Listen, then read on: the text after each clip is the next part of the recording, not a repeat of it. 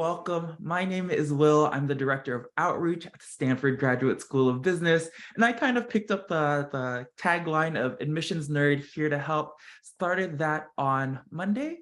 And today we are really going to be focusing on how to communicate the things that you do through the lens of the resume, work experience, and activities. So couple of points today. I'm going to be focusing primarily on the MBA admissions process. If you're interested in the MSX, it's the Masters in Management for Mid-Career Professionals. Definitely check out their website and their events. While you can apply using the same application, there are separate application processes. And I want to make sure that you are hearing straight from the source what they're looking for, how to communicate it best for them. There are a lot of similar themes, so hopefully some of the things that we share today will also be helpful as you approach that process. Two other points of housekeeping. We will be focusing on questions on this topic. So if you have any questions about student life, questions about testing, we have information sessions that can definitely help with that. So check those out and you can register for those, the same place that you found how to register for today's event. All right, so with that, let's get going. So again, we'll start with Too Long Didn't Watch, fully recognizing that these events can be pretty meaty at 50 minutes. I want to make sure that at least at the highest level, you are getting a sense of the spirit of what we're hoping to communicate through the day.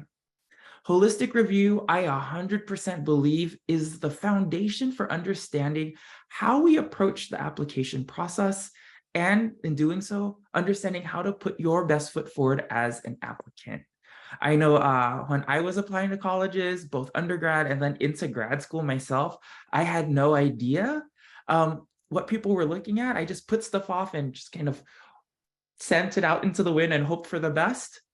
And you actually have a lot more agency in this process. So I want to do my best to help make sure that you have as much of it in your control as possible. Part of that is establishing what some of these fundamentals and mindsets are. Again, today, focusing specifically on kind of the parts of the resume, work experience, and the activities, broadly the things that you do. Then anchoring on some more tips, strategies, and best practices. And today we're going to be bringing back two of my friends from a session we did last year, just because I think they do a really good job of helping us kind of provide some worked examples of what these tips and best practices could look like. So preface. There's a lot of advice out there, especially about like, how do I say this? Or you need to be that. Take all of it with a grain of salt. Even our alumni, as awesome as they are, they don't know why they were admitted and they never will, right? And so my goal is to help folks kind of close that understanding gap, demystify the process so that you can really understand like, okay, this is the best kind of example of who I am, how I show up in a space, the types of leadership I exemplify, and the types of impact I have been able to make, and what I hope to do next. You don't have to listen to any of the advice I give today to be successful in the process and be admitted and have an amazing time at the GSB. But at the same time, not everybody has access to the GSB community or understanding of the application process. So that's where I come into play. Let me be your support system. All right, so Too Long Didn't Watch. As I mentioned, holistic review process is the key. And today, focusing on how we think about work and activities. Speak your truth. I care about what you've done in the context of your life. How do your lived experiences shape the perspective of the person who's going to show up in our classroom and communities? If in doubt, past behavior as the best indicator for future behavior. And I think the activities and work history element of it speak directly to what have you done and how. So bring me some of those details and bring it to life. And we already do have a number of workshops on YouTube. So I am actually going to plop some of those into the chat box so that everybody has access to those. Let me get that in there, and I'll pop that in there kind of periodically throughout today's session to make sure that especially for folks who might tune in a little bit later, you'll also have that directly at your fingertips. Most of these can also be searched on kind of Google or your favorite search platform. Just make sure you look for my face. That way you know it's kind of coming straight from the horse's mouth. All right, so I like to call this part, you are so much more than a profile. So any questions along the lines of, I am a blank, blank, blank, what are my chances of getting in, are less helpful. I think this just popped up in mine, and I wanted to make sure I kind of clicked into this and unpacked it a little further, because I've been seeing a lot more of those articles coming out online recently. And I think that's because we're getting closer and closer to deadlines. They make great clickbait. At the same time, at least for the GSB application process, it's much more nuanced. So in asking that question, I am a blank, blank, blank, can I get in? And I'm not using these kind of examples to pick on anybody. They're just the ones that popped into mind first. So let's say I am a Nigerian engineer with these numeric markers. Can I get in? Again, more complex than that. So rather than thinking like those are kind of the center, kind of fundamental descriptors of who I am, they are not criteria in and of themselves.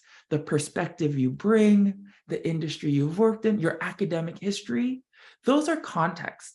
Those help inform the types of things you do, the resources and opportunities available to you. It helps us understand excellence in context.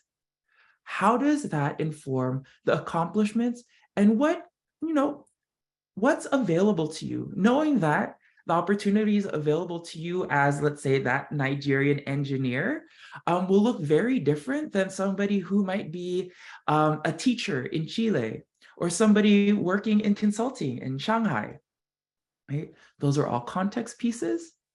And the most helpful evidence to me in the application is, okay, given these things, how does it shape who you are? Given these kind of spaces that you navigate through, what kind of footprints have you left behind? Okay, so why does this matter? So this comes back to the holistic review process. Again, taking a look at what you submit to get a sense of who you are. The key takeaways here are that there's no formulas, there's no weights, there's no algorithm. AI is not a process in this at all. I think there's this element to the lived experience that really takes this lens of understanding and being able to piece together different parts that I think that puts that art piece to the, admissions is a science and an art. By that same token, there's no benchmarks, no cutoffs, and there's no quotas in the evaluation process. No part of the application is necessarily more or less important than the other, coming back to, so is there a weight to one or the other? There isn't, because each of you has a different journey. The way you're going to be able to talk about the things that are important to you, where you've made an impact, might shine in different spaces, so it doesn't make sense to have any sort of weighting scheme there. And context matters. And this, again, I'm going to keep coming back to over and over as this fundamental underpinning of the holistic review process. Okay, so what do we look for? So how you think, how you lead, and how you see the world. These are industry background agnostic. You can identify all three of these in any one of the application pieces as well. And we'll get to some of those worked examples later. I just wanted to remind folks here, again, you can demonstrate leadership competencies, qualities wherever in your life. You can show this engagement with thinking, learning, growing, helping others learn and grow anywhere in your life. So let's let that manifest wherever it will. All right, so let's bring it into some of the fundamentals when it comes to the work, experience, activities part for the GSB, because I think having some clarity here is going to be really important. Each school that you might be looking at could have very different policies around each of these. So be specific. When you're looking at each institution, take a look at how they approach it and resist the urge to try to extrapolate that beyond. And I know this is especially important for the GSB. There are some schools that say, hey, you need X amount of work experience to apply and be admitted. Not true at Stanford. There is no minimum or maximum years of work experience to be successful in this process. My bone to pick with class profiles is that you see this average number up there. That's not something we're trying to target. Rather, that's an outcome, right? Of the people of that year, and what did it look like? There are folks in the class right now who are starting with 0 or extremely kind of short professional work timelines. There's other folks with multiple decades of experience under their belt. For them, it's more about, okay, why an MBA? Why does this make sense for you, right? And then in thinking about the journey that they've gone on, what kind of footprints have they left behind? Knowing that it's going to be different for someone who might be in college than it is for someone who's had decades of work experience. There are no preferred industries or activities. So doing one thing is not more or less beneficial or impressive than anything else. And part of that is that not everybody has access to the same types of resources. Again, context matters, whether that's geography, the school you went to, right? A big, let's say, massive tens of thousands of students type of institution might have very different resources and experiences than maybe you went to like a small liberal arts school, right? I care about what does the world that you've moved around in look like? International experience is not a requirement, and similar to no preferred industries or activities, it's not a plus or minus necessarily in the admission process. Rather, it's just another lens and the context for which your achievements in those spaces looks like. And this is another one to kind of to add even more texture. On my trip this year, I got, on multiple trips this year, actually, I've been getting asked, what if I work for like a small company, or this one's regional? I don't know if people, I don't know if you have heard of it before. So how do I approach that? Or I didn't go to a prestigious school, right? Knowing that I don't think about prestigious in the way of rankings, meaning that you are a more qualified student than someone who went to a lower ranked school, right? Again, context. And then evidence of leadership and impact can be demonstrated anywhere in your life. And that's why today I'm lumping in work experience or not work experience, internships, part-time jobs, activities, and I'm using activities broadly. Maybe it's extracurricular activities you've done or are doing. Maybe it's involvement in religious life. Maybe it's politics, and that's something you're really engaged in. And you're also doing things at home. Things like working multiple jobs or being the first in your family to navigate what it means to go to college and now going to grad school. Bring it back to, okay, so what are some of the skills, kind of toolkits, things that I have done in this journey? So the more that you're able to anchor some of these perspectives in those examples, tell me about a time when, that's when we get to some of those show, don't tell. And if you show that somewhere in your life, it's so easy to demonstrate that elsewhere, right? Because you are a whole holistic human being.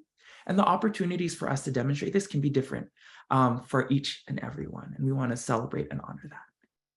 So what are some mindsets to help us along this way?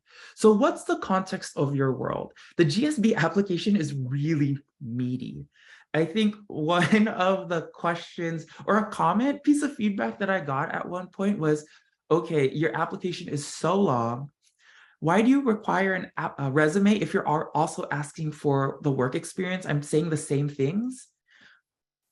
My challenge to that is, are you saying the same things?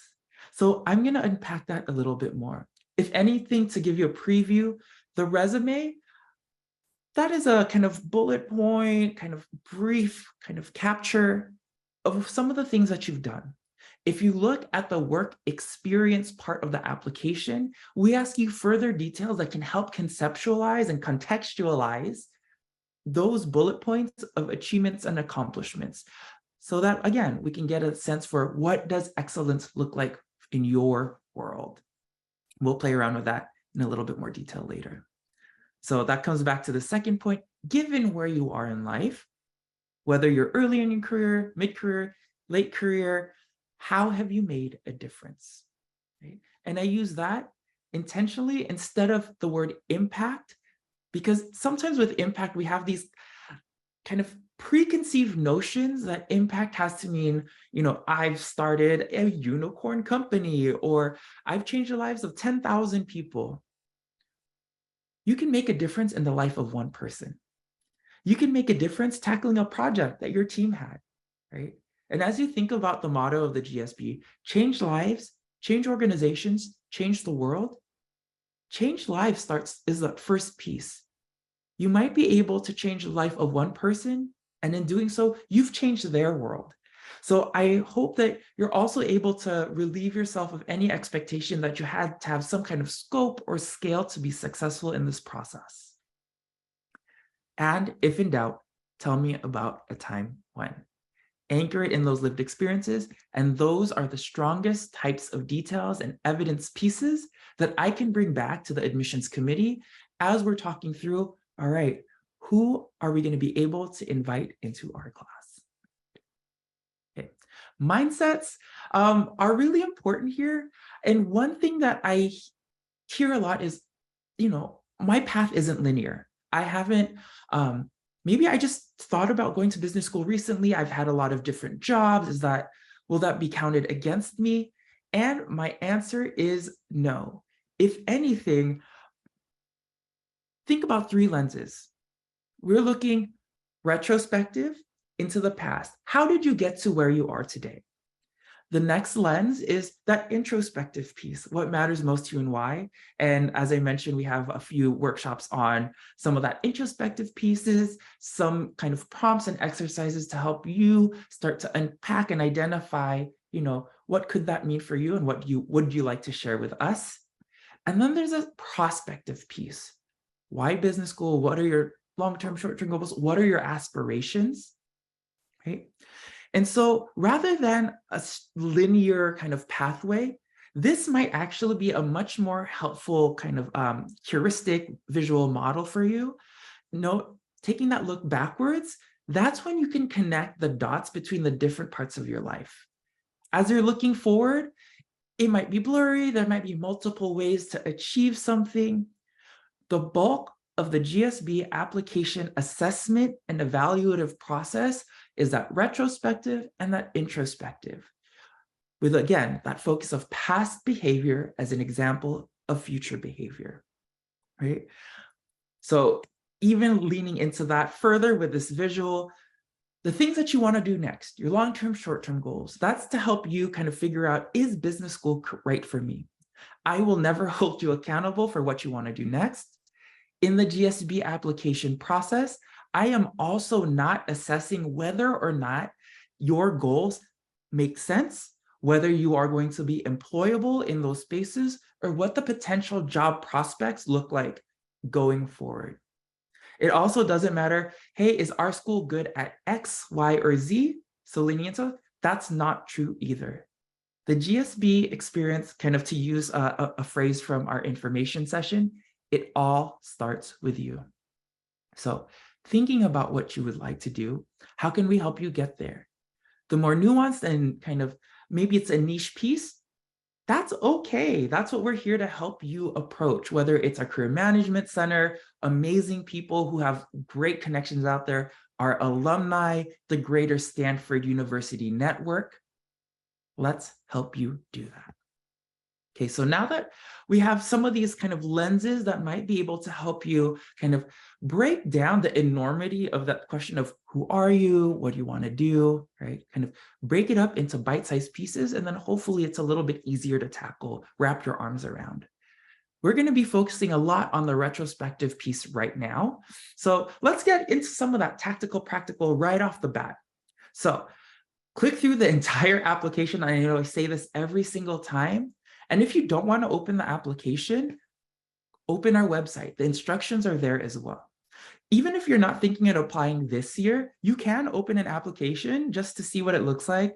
In all honesty, we don't change questions very much year to year. So things like what matters most to you and why are probably going to stay pretty similar. So go ahead, give yourself a shot. If you want to use it as like a thought experiment, have at it. Just make sure that, eyes wide open. Future, there might be some edits and changes as we refine and do better to ask questions in a way that help us get responses that are helpful. Totally okay. All right, so detailed instructions are provided in each section. And the point of this is not to read these instructions specifically, but gives an outline. So how do you categorize internships, part-time jobs? Maybe you are in your full-time work experience. What does that look like? If you are deferred enrollment, looking for that, where do I categorize? Where do I put that? Those instructions are in the application. And, stepping back, for me and the way I think about it, it's also less about how you categorize these things and more about what have you done in these things, right? Hopefully that's where you're spending a little bit more bulk, because there are sometimes experiences that can be blurry. Maybe it is a part-time job that you started during college and you continued it and now it's a full-time role. Maybe it's a family business and you've participated. Maybe it's a startup or something you've worked with that has taken different iterations over time. We trust you to categorize it as best as possible using some of the guidelines provided in the application. I am not judging and I will not detract or take away if you categorize something kind of differently, right? You know your life best. These are just guidelines and not necessarily hard and fast rules, because there are always going to be some of those edge cases. Again, just want to emphasize, we trust you to know your life best and share these details with us. And in this case specifically, it's less important where and more important that you do, and even more so, what's the how and what's the so what behind these experiences. All right, let's get to some of these worked examples. And then I'm going to come into the Q&A box and really spend a lot of time here, because I do think there are some really nice and beautifully nuanced questions that I want us to be able to articulate and workshop together. But let's do some worked examples. And these are super hypothetical. Not that I want you to anchor on them at all, but I want to use them as illustrative cases to think about tips, best practices, and ways to set yourself up through this process. So every journey is different and everyone will use their application differently. So I'd like to introduce you to a couple of folks. If you attended some of my sessions in the past, you might already be familiar with them. We got two folks here that I'd like you to meet. So one is Bill with one L, currently a zookeeper. And the other person is Gil with one L, currently an entrepreneur, focused in the AstroTurf lawn and landscaping space as a consultant, but also, as a practitioner, as is Bill, a practitioner in wildlife care, restoration, and kind of environmental sustainability. Let's frame it broadly. So let's have some fun. Let's get to know Bill and Gil a little bit more. Okay, so this is, again, not to say you need to do it this way or set any expectations, but a starting point as an exploration. Sometimes it helps to see things from different perspectives. And I don't want to share any real resumes because that might provide false kind of data points that people are going to anchor to. So just know at the end of the day, these folks are fictitious, but again, to nudge you in thinking in new and different ways. All right, so let's start with some best practices format. All right, know your audience. Applying to business school, and I'll say applying to the GSB, is different than if you were applying for a job. Let me be clear about what I mean about that. So I it's fun. Sometimes I read here's tips for your resume. And sometimes on Reddit, they have these fun things about here's what I do to beat, the AI that's scanning through it. There is no AI, there is no scanning algorithm, whatever, looking for keywords in this process. It is people trying to do this assessment, again, think of it as Wil reading your resume and taking a look at it. So knowing that, what are the details I'm looking for? That comes back to the how you think, how you lead, how you see the world. In this case specifically, it's what have you done and how? So tell me about a time when. So format-wise, one page, basic business format is generally the key, unless you have something compelling that push you into that second page. A general kind of category of that is like if you have over a decade of work, totally. I know instances where maybe you have publications or presentations that you want to use citations for. Citations can have a lot of valuable information in there. I know in academia, curriculum vitae do stretch out into a couple pages to be able to capture some of that. Totally okay. That said, don't take advantage of that and just more is not always more. If anything, in sharing these things, so what? Try your best to be concise.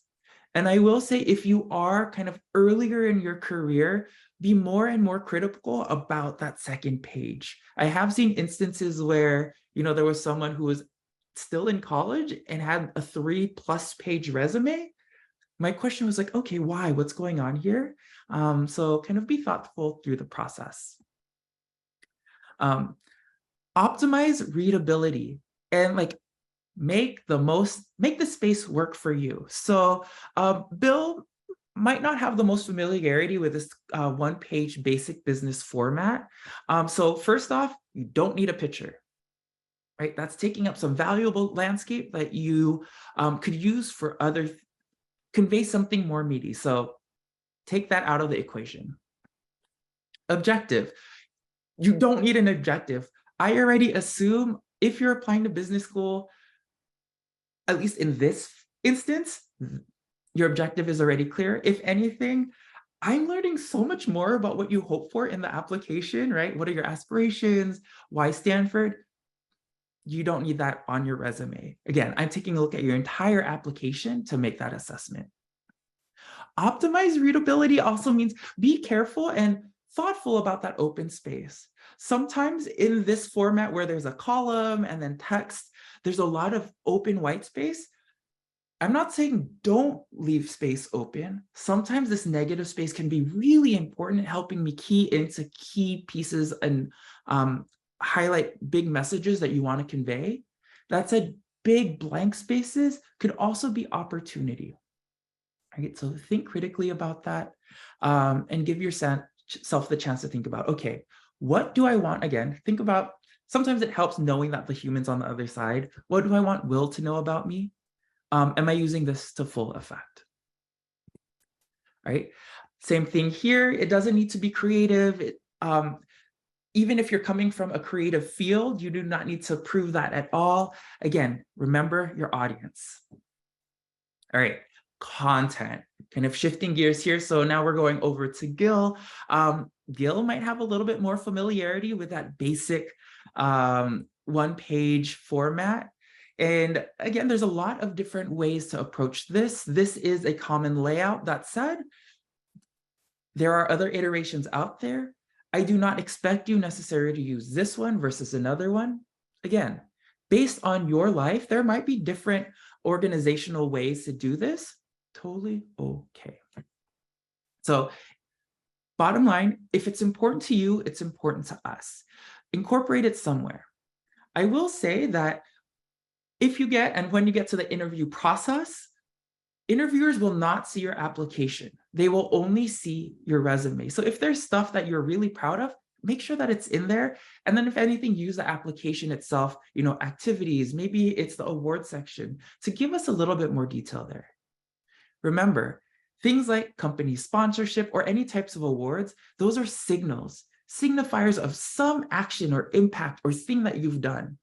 If anything, I care more about these actions than I am the awards, because not everybody is in a position, in a company, in a space where awards are given. That should never be a worry. That should never kind of preclude you or make you feel like you're less than. That's just kind of circumstance. All right, food for thought. So think about unpacking some of the phrases that you use here. So one that comes to mind is like a verb like I led. What does led mean? It could be the thing, like the entirety of it, but maybe you strategized. Maybe you were the one driving the results. Maybe you were rallying and growing the number of people involved in this process. How? What? Give me some of those details. Those are the ones that are also going to be helpful. And knowing that these are kind of brief captures of some of that detail, get the highlight here in that bullet point, and know that the application itself can be used to further expound on some of these contextual elements that give meat to that experience. So STAR framework, situation, task, action, result, can be a great way for you to start thinking about what types of details do I want to convey, and then where could be the best places to put it. All right, so here's what I mentioned. Give me some of that context. If you're able to unpack it, go through that mental exercise of it, because you might be surprised at how many different types of leadership skills and abilities you are already displaying in your life, right? Even things like grit, resilience, overcoming obstacles, lessons learned, even though that might not necessarily go into your resume, those might be elements that you might be talking about in the interview or be using in their application at large. So this is all one kind of extended journey. And even though you might be doing things in pieces, there are connections between them all. All right. So to key in a little bit more, okay, what do those bullet points look like? So Gil works at Sustainable Turf. And so this comes to the idea of what do you do versus what did you do? And this is one that I see is one of those common spaces that people don't always pay a lot of attention to, especially if you're using the exact same resume that you use to apply to jobs, right? Where they're looking for what are your skills, what are your qualifications. For the GSB application process, the more helpful details are what did you do and how. And I'm going to continue saying that over and over again. So how do you translate this type of kind of detail into something helpful for me? Okay, what did you do? Which one of these, kind of think to yourself, which one of these feels more compelling, right? If you start thinking about things in the past tense, you're able to describe the actions, impacts, outcomes, that so what element of it. And so phrase it that way. What can you do? What did you do? Qualifications versus here are the actions I took. And it's okay if some of the phrases are like this, more descriptive, especially in roles where you might be starting. That said, if you look at the work history section, so this is definitely one of those times where clicking through the entire application can be really helpful. There are questions about what does the company do? And this is in the case of maybe it's a family business, maybe it's a smaller firm, maybe it's a niche industry or kind of a niche role that you're in. You can describe it in the application itself. No need to use space in your resume for that. Maybe there's reasons for why you left, or you want to help explain some of the transitions, because if you looked only on the resume, those roles or positions or companies might seem a little disjointed. Totally okay. There's spaces in the application to talk about that already. So really thinking about how these two pieces can work in dialogue with each other to give the fullness of the context of not just the things you've done, but what does that look like in your world? All right, so how technical should it be? And I say this because having been in the STEM world, working with, let's say if you're in the military, there might be nuances to language, acronyms, things that you use as an everyday. Come back to know your audience. We do have a lot of experience within the GSB, and I can kind of say this confidently. And if I don't know something, I can talk to folks in my office to get more perspective for folks who do have more experience and expertise in spaces. That said, you also don't want to leave anything up to chance. So here's an example. So for Uh, Gil, super excited about establishing hydroconscious techno-natural xeriscapes, utilizing indigenous biota to facilitate hydrosocial transformation in private, corporate, and governmental spheres. So even reading that was a mouthful. And these are all real words, like legit, right? And so I don't want to say these words are not important, but rather, what are you trying to convey given these technical terms? So kind of bringing it into more kind of common language. So also uses native plants and landscape best practices to assist private, corporate, and government clients to develop water conscious sustainability practices. All right, but that's more of the kind of category earlier, what do you do versus what did you do? So evolving that even further, led 22 private, corporate, and government client sustainability practice, saving, some set amount of water per year. Design implementation was key critical for 4 lead sustainability certifications, right? So anchoring it on some of these what past experiences can get to some of these details. Not that one is necessarily more is bad, right? I'm still learning about you, but one is a little bit more helpful to me in the process. So as you're reading through, think, are there phrases here that somebody walking in the street that if I ask them about it, would they know about it? Yes or no? So, and then the question, so what? In using this terminology, what am I trying to convey? Is that kind of hydrocarbon structure, for those of you who might be in the kind of CPG development, consumer product good, maybe on the research and development side, is the name of that hydrocarbon that you've been testing for deodorant important, or is it, what's the so what there? So kind of zoom back out to think about what the takeaway should be. All right, a couple of frequently asked questions, and I'm all about the reframe to reclaim the power.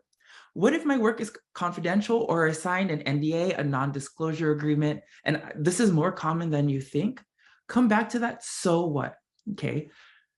Given this thing, okay, maybe it is a defense contract. So were you helping strategize? What is it? Are you able to give a sense of the scale of it? You don't have to give the specific detail. I never want you to feel like you have to violate any of these. If anything, you can always place somewhere in the application that this was a confidential project. Totally okay. We've seen it. What can you communicate about your impact or the roles that you have played in these spaces?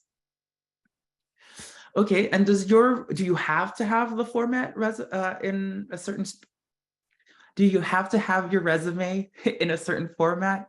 There we go. Words are hard today. The answer is no, right? Think about what format will convey your message most effectively. You don't have to be creative. You don't have to be out of the box.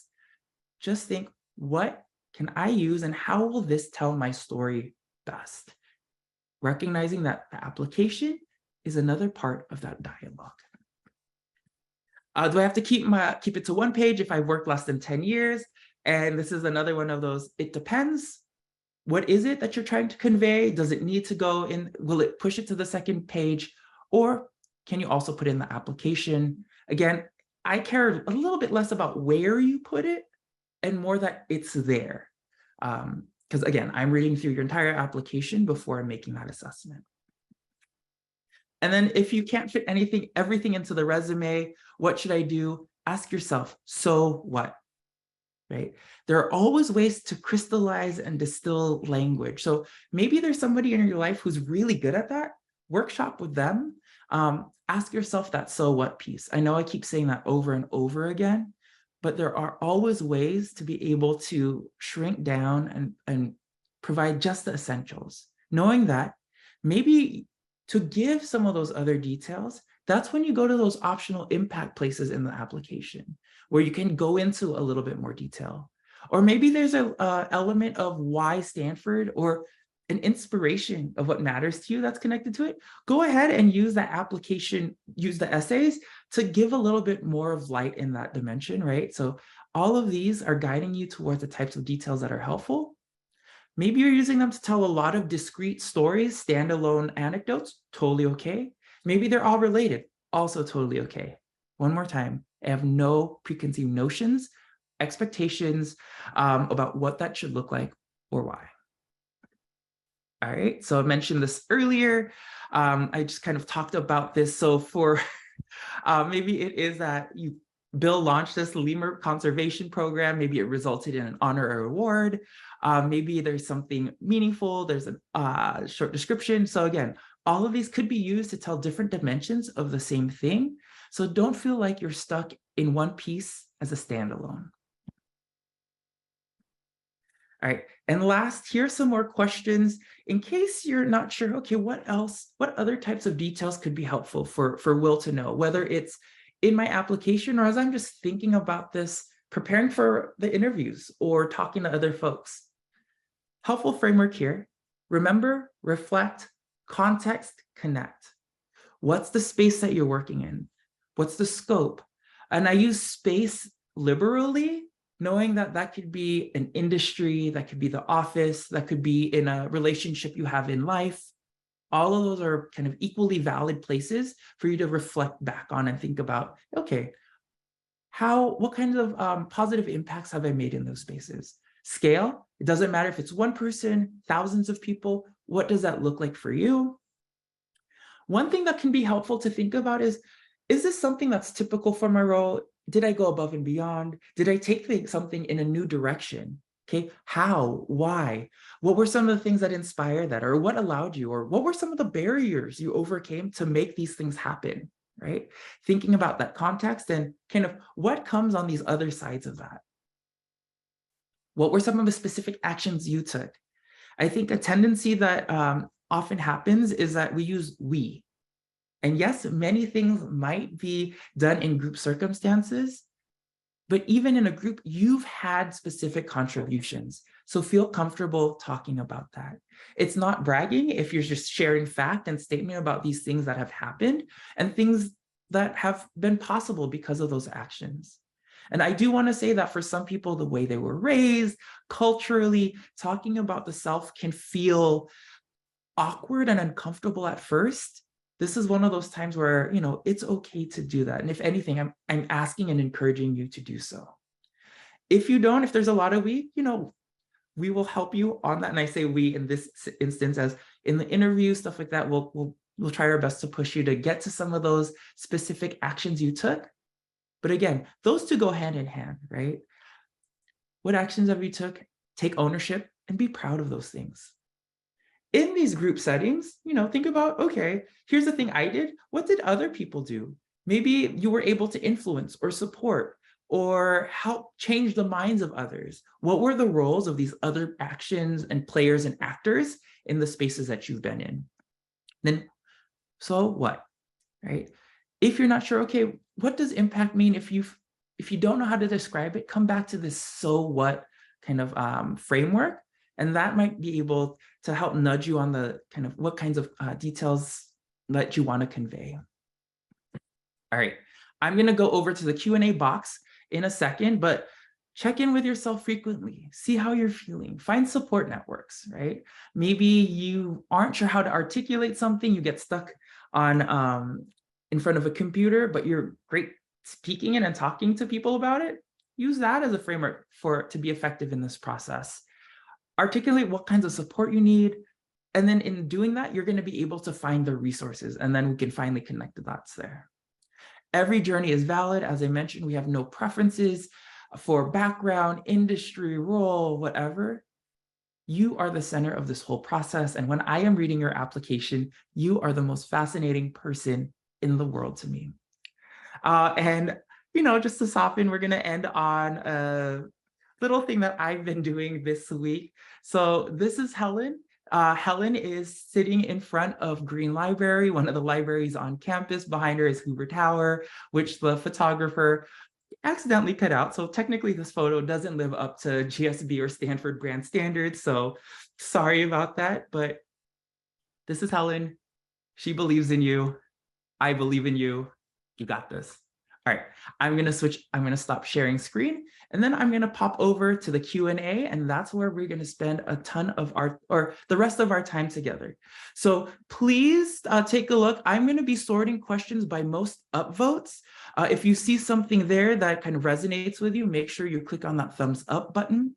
Also, focusing on questions MBA related and on today's theme. All right, so top question here from Derek, thank you. With such limited space on a resume, is it valuable to include a small section for interests at the bottom that would help show aspects of personality outside of work? If you want to, go ahead. If it's important to you, it's important to us. There are places in the application or in the resume that it's totally okay to do that. And everybody is going to have a different approach to this. And I'm not going to say one is right and one is wrong. I know for myself, and this is a data point of one, and take this with a grain of salt, there are some things about myself that I think are important that I wanted to convey, and that was the right place for me to do it. So come back to that notion. If it's important to you, it's important to us. You have so many different tools, and that might be one of the tools to convey it if it's the one that fits best. We kind of backed into that answer, but hopefully that helps. All right, for a young entrepreneur working on their startup, which will be released at the end of the year, began working on it immediately. How do I convey this in the resume considering, so don't worry about these other applicants, right? Focus on your experience. What makes the most sense for you? And I think at the end of the day, that's the way to approach this. Again, I'm not comparing, especially if you're in the startup phase, it doesn't make sense to compare the things that you're doing, the types of skills, the outcomes, to someone who might be working in corporate finance, right? And so I'm taking a look at the context of your world, your industry, where you are. So just speak your truth, and that's going to be the way to approach this. One thing I will say is sometimes they're seeing like things right on the horizon. I have definitely seen folks say something is kind of pending in third quarter 2022. Well, third quarter, that would be past, but you know what I mean. Third quarter 2024, 2024. And later on, you can always update. There is a way to update your application with major milestones, new things to help keep us aware, because we know that you are not a finished product at the time of the application. Sometimes a project does span in and something meaningful will happen that you want to share with us. Totally okay. All right, so hopefully that helped there. If we work at a well-known large company, do you recommend we describe our particular group function rather than what the company does to provide more context? So actually, you can do a little bit of both in the application. There is a space like, what are your roles and responsibilities? And there's a little bit about kind of what your company does. And feel free to interpret that how you will. There is some kind of commonality of understanding, okay, let's say some of the big consulting firms, we know what consulting is, but yeah, if you're doing digital transformations, nonprofit, feel free to give some of that context. That said, I often get some of that information based on your projects, the things that you're doing, as well as what you're talking about, or even in your letters of recommendation. So if it feels right for you, do it. Otherwise, there's a lot of spaces where I'm able to learn that as well. So that's one of those helpful, it's up to you answers, but that's the truth of this. Okay, let's see. Can resumes be more than one page? Again, coming back to it, the answer is yes, if it makes sense for you, right? You don't want to abuse that second page, but there are instances where going onto the second page could be helpful. Or it makes sense for the individual. So be critical about that. I will say that if you are earlier in your career, be even more critical about why you're going onto that second page, right? There are fields, like I mentioned earlier, academia is one where the curriculum vitae might include things like sites, like publication citations and stuff like that, that do take a little bit more space. Those are instances that make sense. So again, we trust you. Also, know that you can also use the resume in dialogue with the application. So there might be things in your resume that you can convey there as well. And those could be ways for you to think about the two pieces of real estate to make sure that you are kind of reflecting both the truth of your experience while honoring kind of real estate as well. I mean, I'm going to say right now, I'm one of the people guilty who was using a second page before my full decade of work, but I had reasons for that. So it's up to you.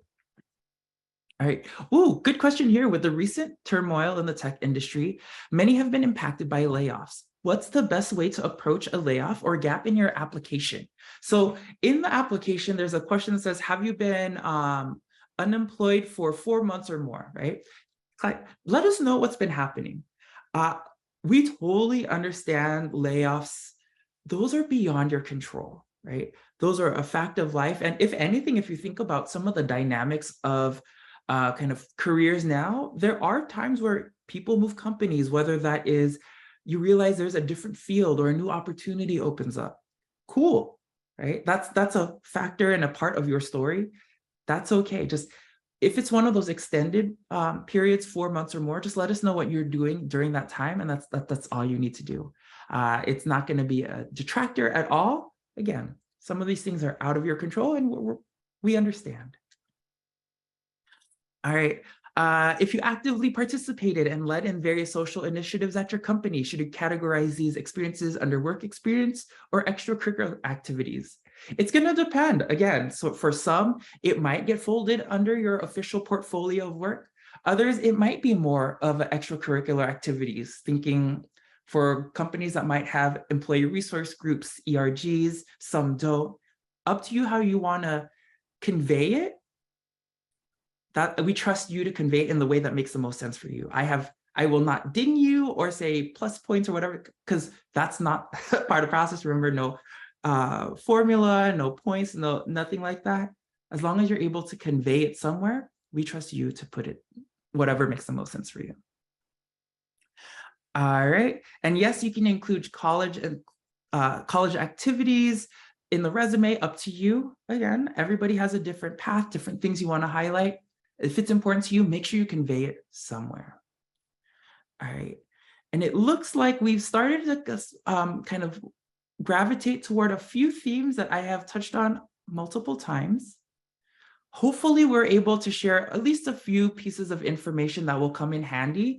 I created this with the assumption that people are coming in as blank slates. So for those of you where you're coming at it for the first time, hopefully it's helpful. For those of you who have been attending these events in the past, hopefully there's something new or a nuance that you're going to be able to incorporate into your process.